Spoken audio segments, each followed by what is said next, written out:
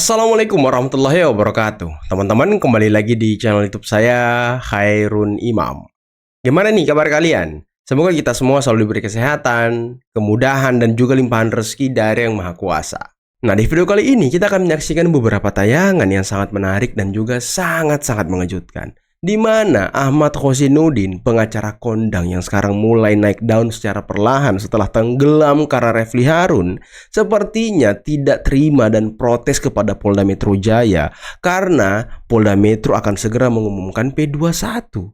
Ya, seperti yang kalian ketahui, ketika kasus ini sudah P21, menurut Refli Harun, Roy Suryo dan juga Tifa akan menggunakan rompi oranye dan masuk bui. Nah, Khozinuddin tidak mau itu terjadi. Dia sepertinya masih mau menggoreng-goreng isu ini, masih mau menggoreng-goreng kasus ini agar nama dia melejit lagi. Dan Khozinuddin tidak mau menambah daftar hitam di dalam jejak rekamnya yang tidak pernah menang di pengadilan, teman-teman. Waduh. Nah, selain itu, kita juga akan menyaksikan bagaimana debat panas lagi-lagi terjadi antara Andi Aswan melawan Roy Suryo.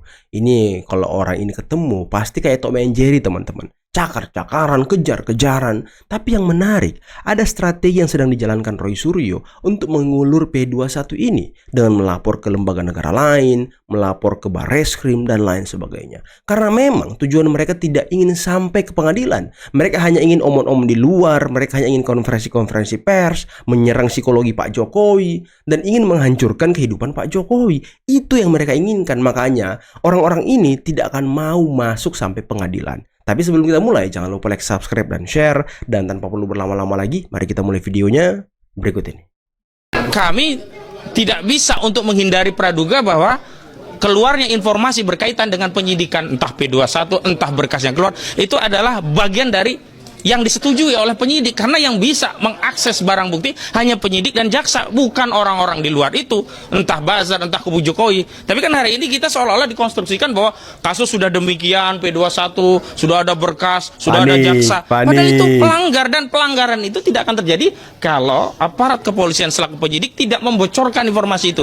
Maka saya justru protes sebelum Polda Metro Jaya mengumumkan status ini, Polda harus menjawab kenapa informasi terkait kasus ini bisa bocor. Kalau itu benar. Kalau itu keliru, maka harus dituntut nih orang-orang yang membocorkan berkas yang ada di kejaksaan, status P21 dan sebagainya. Ini samanya saja melawan hukum. Saya mesti jelasin juga, apakah dia seorang pengacara. Semuanya, dia katakan ahli telematika, sertifikat nggak punya. Dia bilang hukum nggak punya juga. Ya poinnya, mereka ini adalah panik, sepanik-paniknya. Ya, saya rasa mereka sudah tahu itu ada P21. Ya. Makanya itu mereka semua menyusun semua tentara-tentara mereka, pasukan-pasukan mereka, ada yang di Barreskrim, nanti ada yang di KIP. Betul, ya. betul. Jalan terakhir ini jalan terakhirnya. Tapi karena mereka ini tidak mempunyai alat bukti yang sah untuk dipertaruhkan. Kalau ya mereka mempunyai alat bukti, P21 itu bukan sesuatu yang menakutkan. Dan mereka akan mempersiapkan. Ya, karena ini tidak mempunyai alat bukti, akhirnya dia boncos menurut dia, karena apa sudah dikatakan oleh Refli Harun, ya kan mengatakan bahwasanya ya kalau ya dilanjutkan ke pengadilan pasti pakai rompi oranye. Ya. Anda meminta untuk KIP membuktikan keaslian ijazah seseorang, ijazahnya Pak Jokowi. Dokumen, bukan ijazah. Dokumen. Emang kan, bisa di situ, Mas? Harus bisa, karena itulah tujuan harus diadakannya bisa. Komisi Informasi. Maksa banget. Sekali lagi, saya termasuk orang yang buat undang-undang, itulah lembaga itu dibuat untuk Indonesia Raya dulu.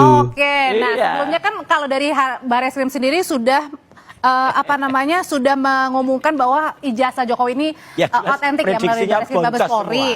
Nah sekarang ini lagi-lagi kubunya Mas Roy dan juga Dr. Tifa mengambil jalan baru, jalan ninja kali ini ke KIP. Emang bisa itu membuktikan ijazah seorang asli atau enggak, Mas? Ya, Mbak Audrey aja juga menanyakan itu kan, apakah bisa? Mana bisa kalau membuktikan ijazah Pak Jokowi di KIP itu? Kenapa jelas nggak bisa? Ya, KIP kan apakah badan hukum ya pengadilan bisa membuktikan Orang itu nggak baca misalnya, kan? undang-undang nggak usah Ya. ikut. Jadi kalau kita Ya, nggak kembali ngerti. lagi apa yang dilakukan Jalan Ninja, ini pertanyaan yang benar. Ya nggak ngerti. Jalan undang-undangnya Ninja dah. gitu. Dah. Karena semua jalan itu sudah tertutup buat mereka. Betul. Ya, jalannya sudah tertutup. Jadi mencoba untuk mengulur waktu gitu loh. Jadi Anda anggap sebelum P21 diketok Iya, sama dia kan kejaksaan sebelum ketawa doang tahan, akan bisanya. ada aja jalan-jalan. Iya, dia akan yang membuat dicari. seperti itu. Semua pun akan Apokat yang dicari ngaco untuk itu. Pokoknya gini, ya mau sekarang kejaksaan sudah, menurut saya Oke. itu pasti sudah menyerahkan juga kepada Polda Metro karena sudah 2 minggu ya untuk hasilnya itu. Mana? Dan juga Kombes Budi kan sudah mengatakan, ya kan, ya dalam waktu dekat ini, ya segera, ya kan, ya sabar-sabar aja. Kan Minggu ini kan ini hari ini kan katanya. banyak libur nih. Andi Ya Aswan kan, bilang Kamis, minggu ini. Jumat, Sabtu, Minggu. Libur kepepet ya, Libur jadi ya. kepepet banyak kan. Kita lihat aja nanti seperti apa, ya endingnya minggu depan bagaimana. Oke, Kan begitu. oke. Nah, tapi kalau misalnya Ya. sambil menunggu P21, Anda kan kemarin sudah ke KIP, Ya. sudah tahu jadwalnya diterima atau enggak nih? Oh, dengan terbitnya akta ini, ya artinya dengan terbitnya akta registrasi sengketa ini, Oke. itu adalah sudah akan dijadwalkan untuk disidangkan. Kapan? Ini nanti akan diberitahu karena yang penting ini terbit. Kalau kecuali ini nggak terbit, ya ini terbit. Artinya dan kalau dengan pengalaman kami membersamai Pak Dr. Bonatua, membersamai Bon Jowi ya, bongkar Jowi. Ya insya Allah kalau KPI itu perkara kecil untuk membongkar gini. Semua terbuka deh. Semua menang kita di KIP. Kecuali yang bukan menang. Katanya yang belum menang itu yang banding UGM. Itu pun sebentar lagi UGM harus membuka. Oke, artinya kalau misalnya tadi Mas Roy punya keyakinan dan akhirnya disambut, akhirnya kayak Dan harus bisa ditunggu menentukan, ini. begitu Bang Adi yang Anda lihat berarti nanti ini kalau misalnya hasilnya berbeda nanti dengan hasil uji lapor ijazah Jokowi Lapor di itu lapor Barreskrim, membuktikan berarti apa-apa. artinya ini gimana dong? Lapor gak Nah, memberikan itu kan apa-apa. haknya dia saja. Kan dia Iyalah. selalu suatu pembenaran-pembenaran Ini hak hukum. aja yang terjadi. Ya kan, yang saya kembalikan lagi Halusinasi gitu. maksudnya? Persis. Roy Suryo Jadi kalau kita lihat, halusinasi. ya kan kalau Itu semua ya, apokat ini loh. Audrey, Audrey, Apokat ini. kalau kita mendaftarkan suatu sengketa, nggak mungkin ditolak. Betul nggak? Dipelajari, dikasih itu Betul, dulu. betul. Nanti kan diperiksa semua kan. Wah ini sesuai dengan kaidahnya nggak? Kalau enggak ya KIP udah. itu nggak pernah kalah kita. Oke. Jadi Anda keyakinan bahwa tidak akan Tidak akan. diterima, oke, tapi kemudian Diterima oke, apakah dia akan diteruskan dilanjutkan? Mbak Audrey, Keburu P21. KIP itu Nah kalau udah kita keburu sudah P21 siap-siap aja. 6-0, nggak mungkin Yang kalah penting kita. begini adalah mempersiapkan ya alat buktinya Harus itu yang nanti di Pengadilan. di pengadilan untuk itu. Betul. Nanti kalau masuk Oke. tahap 2, Ah. apa kita dilanjutkan? Tidak akan dilanjutkan. Waduh. Tapi benar kata Bang Andi Aswan tadi. Roy Suryo sepertinya dia tidak punya sertifikasi keahlian khusus untuk telematika, teman-teman. Karena kalau di dunia IT itu setiap jurusan, setiap keahlian itu ada sertifikasi internasionalnya dan diakui dunia. Dan itu ada titel dan gelarnya, teman-teman. Kalau Roy Suryo nggak ada. Jadi yang menjadi pertanyaan, siapa yang pertama kali mendapuk orang ini untuk menjadi pakar telematika? Siapa? Kayaknya sih dirinya sendiri ya. Dia mengaku-ngaku sendiri gitu ya. Dia hanya menampilkan ketika dia menjadi ketua tim ini. Dia hanya menampilkan ketika Kominfo mengakui ini. Tapi dia tidak punya sertifikasi internasional sebagai bukti dan syarat orang dianggap ahli. Nah ini penting teman-teman. Dan tadi host TV aja nanya ke Bang Andi Aswan, apakah Roy Suryo halu? Waduh. Roy Suryo halu ya kan? Emang orang-orang ini halu teman-teman. Dia sekarang melapor ke KIP, komandan-komandan yang lain seperti Rustam, seperti Rizal Padilla itu melapor ke Barreskrim. Tujuannya apa? Untuk mengulur P21. Lagi-lagi untuk mengulur P21 karena mereka memang tidak mau masuk ke pengadilan. Mereka hanya ingin cuap-cuap, ngomong omon-omon di luar untuk menyerang Pak Jokowi. Dia hanya mau bikin gaduh. Niat mereka itu teman-teman. Jadi aduh, jangan percaya kalau mereka ini mau masuk pengadilan pembuktian. Mereka nggak bakal mau, yakinlah, nggak bakal. Saya ringkas dari laman resmi Mahkamah Konstitusi, pemohon mempersoalkan perihal kekosongan ibu kota di mana IKN belum beroperasi sebagai ibu kota, tapi di sisi yang lain Jakarta sudah ditetapkan sebagai tidak lagi ibu kota.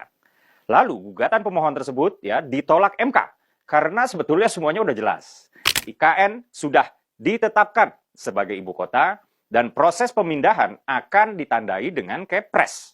Semua sudah sesuai undang-undang kok. Jadi ada ketetapan dan ada pemindahan. Ketetapannya sudah final secara legal, yaitu IKN adalah ibu kota Indonesia. Tinggal soal waktu ketetapan itu dilaksanakan. Nah, berbicara soal waktu, kita berbicara soal pemindahan. Pemindahan ini, teman-teman, direncanakan akan dimulai bertahap sejak 2028.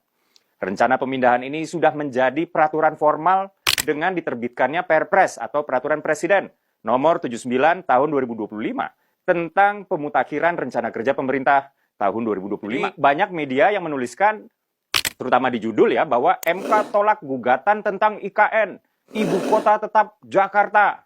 Buat teman-teman yang udah dengar penjelasan saya tadi, mungkin paham bahwa ibu kota tetap Jakarta ini maksudnya bukan mengubah ketetapan. Betul. Tapi ini adalah solusi sementara, sembari menunggu pemindahan. Banyak sekali orang, judul tersebut hanya dibaca, MK tetapkan Jakarta sebagai ibu kota.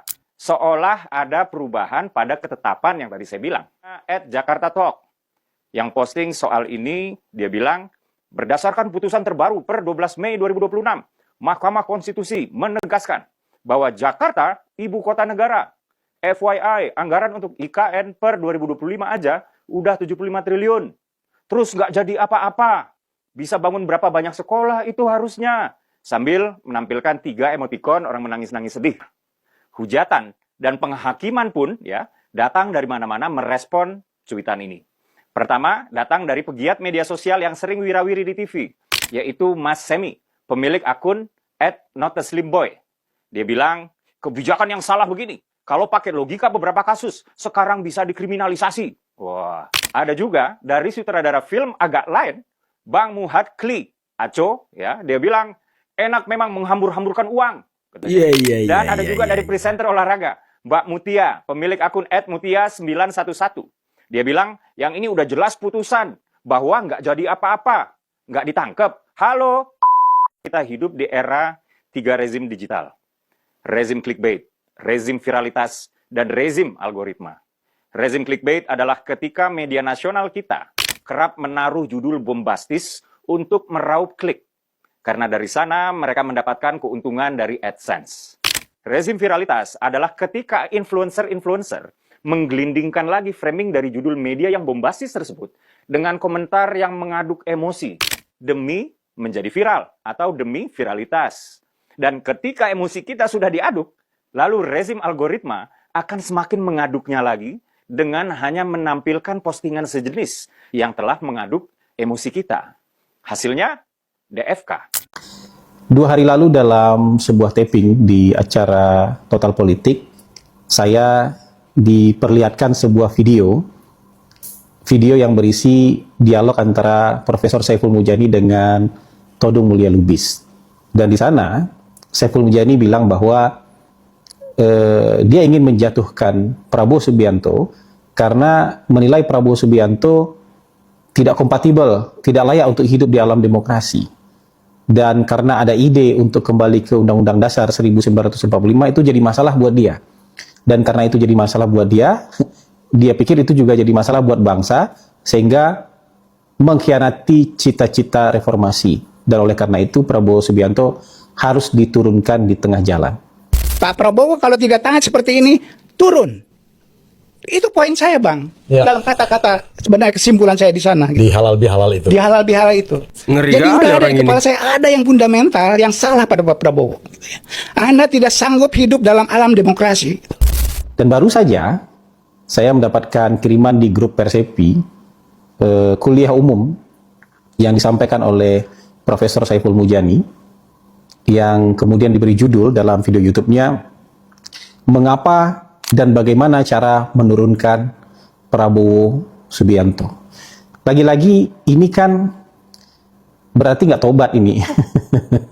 Jadi ceritanya dia tambah-tambah, dan dia tambah-tambah argumentasi untuk segera menurunkan Presiden Prabowo di tengah jalan.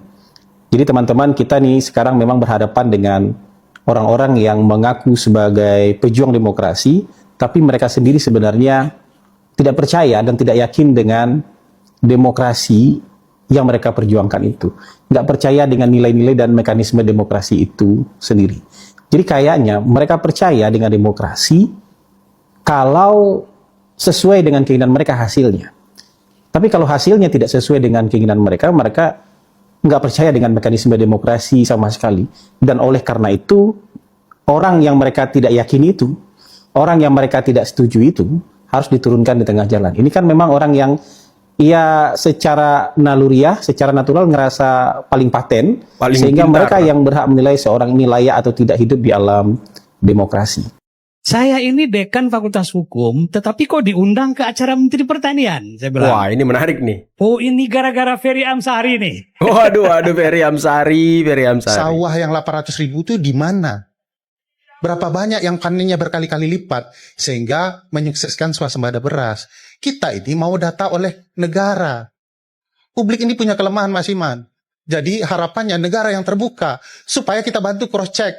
Siapa tahu memang ada rawa yang secara ajaib bisa kemudian setiap tahun 12 kali panen sehingga data matematika teman-teman ekonomi sesuai dengan ukuran itu.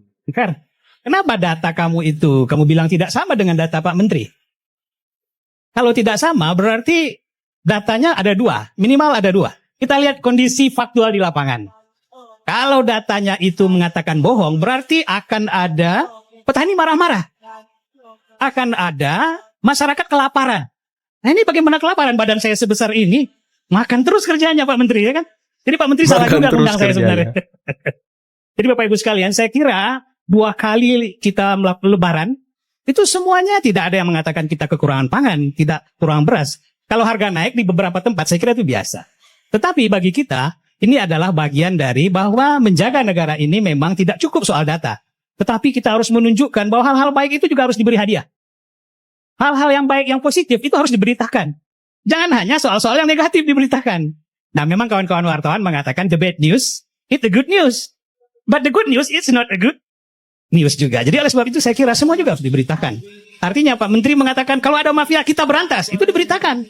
Jangan hanya didiam-diamkan. Gitu. Jadi saya kira soal data itu kemudian menjadi soal-soal yang penting yang memang harus kita persamakan. Gitu. Persamakannya tidak hanya soal angka, tetapi soal kenyataan di lapangan, soal fakta. Kalau fakta mengatakan bahwa ini tidak ada persoalan, berarti datanya tidak ada masalah sebenarnya. Saya baca di Pak Menteri, FAO itu juga mengatakan bahwa kita boleh kok impor. Impor kita itu sampai dengan 10% masih boleh. Ternyata impor kita itu cuma 5%, artinya kita surplus 5% lagi. Artinya apa yang sudah dilakukan oleh Pak Menteri dan kawan-kawan, saya kira ini datanya sudah valid. Dan memang seharusnya kita memang meyakini itu dan kita berikan ucapan selamat kepada beliau, karena memang beliau sudah melakukan hal-hal yang menurut saya terbaik untuk negara ini. Nah teman-teman, itulah tadi beberapa video yang bisa kita simak, yang bisa kita saksikan pada kesempatan kali ini. Dan emang lucu banget ya. Kalau kita lihat setelah putusan MK mengenai IKN ini, banyak sekali buzzer-buzzer ataupun para pembenci pemerintah, para pembenci Pak Jokowi menggoreng-goreng semuanya teman-teman. Dibilang menghambur-hamburkan uang lah, dibilang itu mangkrak lah, dibilang itu jadi kota hantu lah. Padahal mereka nggak ngerti. Kalau nggak ngerti itu ya diem aja. Sudah dijelaskan tadi sama Bro Uki. Kalau MK ini hanya menegaskan ulang kalau Jakarta akan tetap jadi ibu kota sambil menunggu Kepres. Kepres ini kata Pak Prabowo beberapa waktu yang lalu akan dibuat ketika kantor-kantor legislasi, presiden, wapres sudah selesai semuanya. Nah sekarang baru kantor wapres yang selesai, tinggal gedung DPR yang akan dikerjakan. Kalau kantor-kantor pemerintahan ini sudah selesai, baru ibu kota pemerintahan dipindahkan. Ya kalau DPR-nya gedungnya belum ada, ya gimana mau memindahkan? Gimana caranya? DPR itu kantor di mana nanti? Ini orang-orang yang nggak ngerti tapi so iye. Apalagi di X tuh, waduh semua digoreng-goreng. Di TikTok digoreng-goreng. Di akun-akun homeless digoreng-goreng. Semua menggoreng. Karena engagementnya pasti tinggi teman-teman. Pasti tinggi karena menyerang pemerintah dan menyerang Pak Jokowi. Itu engagementnya pasti tinggi. Karena itu mengaduk emosi netizen dan juga masyarakat. Makanya kenapa bad news itu engagementnya selalu tinggi. Ini yang selalu menjadi musuh dari pemerintah. Ini yang selalu menjadi biang kerok kemarahan masyarakat. Padahal belum tentu kejadiannya seperti itu. Ini perlu menjadi perhatian bagi pemerintah nih. Ini bad news ini ngeri kali teman-teman. Clickbait ini ngeri kali. Walaupun kadang-kadang saya melakukan itu ya kan untuk menyerang Roy Suryo CS.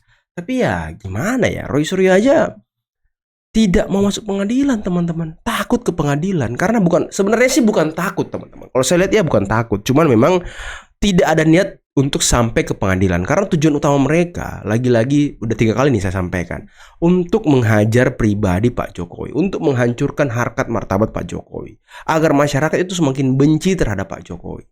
Karena ya, bisa kita lihat strategi mereka, framing demi framing yang dilontarkan mereka setiap hari di TV, di podcast, di mana-mana, itu aja terus diulang. Ya walaupun mungkin bagi para pendukung Pak Jokowi sudah bosen, sudah kesel. Cuma kan bagi orang-orang yang misalnya netral, yang awalnya mungkin tidak mengurus ijazah ini, tapi kalau setiap hari disuguhkan dengan informasi-informasi seperti itu yang disebarkan Roy Suryo, TV dan kawan-kawannya, ya mereka bisa terpengaruh juga. Makanya kita sebagai pendukung Pak Jokowi juga harus semakin intens, semakin aktif, semakin masif untuk menangkal narasi-narasi ataupun informasi yang terus mereka sebarkan, teman-teman.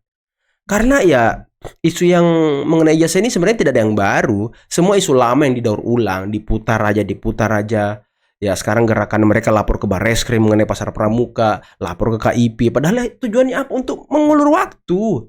Yang tidak masuk pengadilan itu ya mereka, bukan Pak Jokowi. Kalau selama ini Koshi Nurdin mengatakan bahwa Pak Jokowi tidak mau masuk pengadilan, Tifa juga mengatakan Pak Jokowi takut jangan ke pengadilan. Ya rupanya mereka yang tidak mau ke pengadilan. Jadi ya gimana teman-teman ya? Udah kesel juga sih. Ya udahlah, kita tunggu saja lah ya kabar minggu ini berarti ya. Ini sudah hari Minggu, besok udah Senin. Nah, minggu ini. Karena minggu kemarin tuh banyak sekali libur.